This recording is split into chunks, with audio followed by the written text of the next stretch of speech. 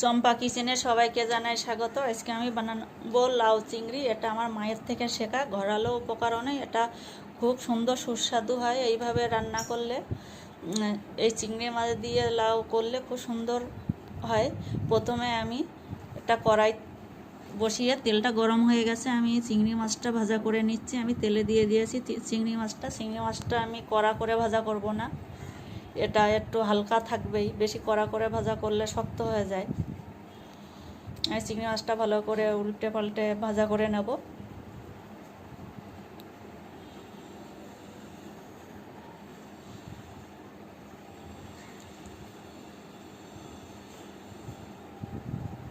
চিংড়ি মাছটা কিন্তু আমি কড়া করে ভাজা করব না, একটু হালকাভাবেই ভাজাটা করব, যাতে শক্ত না হয়। বেশি কড়া করলেই শক্তটাও হয়ে যায়।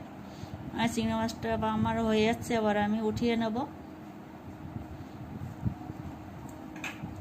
আমি এবার মাছটা উঠিয়ে নিচ্ছি। আমার তেল আছে, সেই তেলেই আমি তেজপাতা ফোড়নে দিয়ে দিয়েছি, দুটো শুকনো লঙ্কা দিয়েছি। আমি গোটা জিরে দিয়ে দিচ্ছি ফোড়নে। এটা ভালো করে একটু ভাজা করে নিতে হবে, না তো কিন্তু গন্ধটা সুন্দর আসে না। এখানে আমি টমেটো কেটে দিয়েছি, ছোটো টুকরো করে দিয়েছি টমেটো। এই টমেটোটা ভালো করে ভাজা করে নেবো। এখানে আদা জিরে বাটা দিয়েছি, আদা জিরে বাটা। এটা শিলে বাটা মশলা, আদা জিরে আর ধনের গুঁড়ো দিয়ে দিয়েছি হাফ চামচ। আমি স্বাদ মতো নুন দিয়ে দিচ্ছি, হলুদের গুঁড়ো দিয়ে দিয়েছি। এটা নুনটা দেওয়ার পরে টমেটোগুলো গলে যাবে। আমি কাশ্মীরি লঙ্কার গুঁড়ো দিয়েছি 1 চামচ।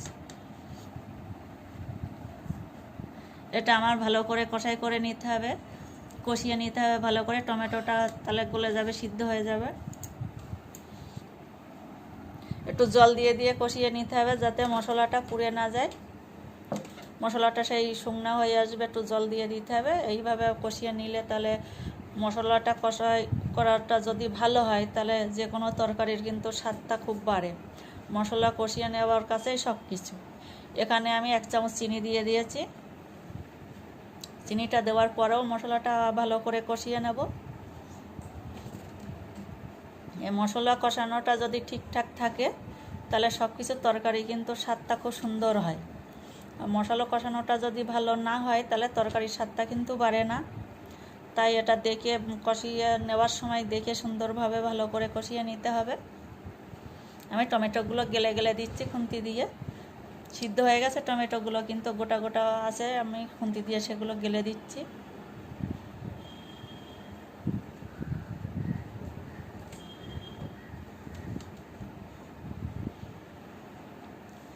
কষিয়ে নেওয়া হয়ে গেছে, তেল ছেড়ে দিয়েছে মশলা, তার মানে জানতে হবে মশলাটা ভাজা করা হয়ে এসছে। আমি এখানে 2টো কাঁচা লঙ্কা দিয়ে দিয়েছি। নিয়ে নাড়াচাড়া করেছি। আমি লাউটা দিয়ে দেবো। আমি লাউটা একটু সিদ্ধ করে রেখেছি, আর আলাদা কড়াইতে করে সিদ্ধ করে রেখেছি। এইভাবে করলে তাড়াতাড়ি রান্নাটা হয়ে যাবে। লাউটা আমি অল্প নুন দিয়ে সিদ্ধ করেছিলাম, তাই জন্য এদিকে আমি নুনটা একটু কম করেই দিয়েছি। এটা ভালো করে নাড়াচাড়া করে নিতে হবে। এইভাবে যদি রান্না যায়, এটা কিন্তু খুব সুন্দর সুস্বাদু। ভাতের সাথে, রুটি, লুচি সবার সাথেই কিন্তু রান্নাটা যায়। আমি চিংড়ি মাছটা দিয়ে দিয়েছি। দেওয়ার পরে ভালো করে নাড়াচাড়া করে নিতে হবে। আর একটু জল বেরিয়ে আসবে, সে জলটা শুকিয়ে ফেলতে হবে।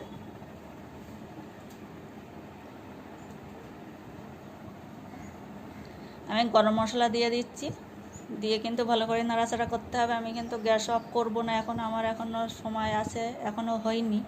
এটা ভালো করে রসটা শুকিয়ে আসবে, তবেই কিন্তু রান্নাটা ভালো হবে। আমি মাঝখানে 1 চামচ গরম মশলা দিয়ে দিয়েছি, দিয়ে আমি ভালো করে নাড়াচাড়া করব।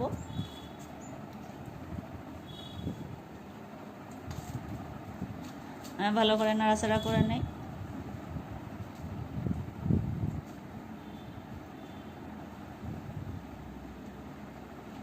বন্ধু আমার রেডি হয়ে গেছে। বন্ধুরা দেখুন কি সুন্দর হয়েছে।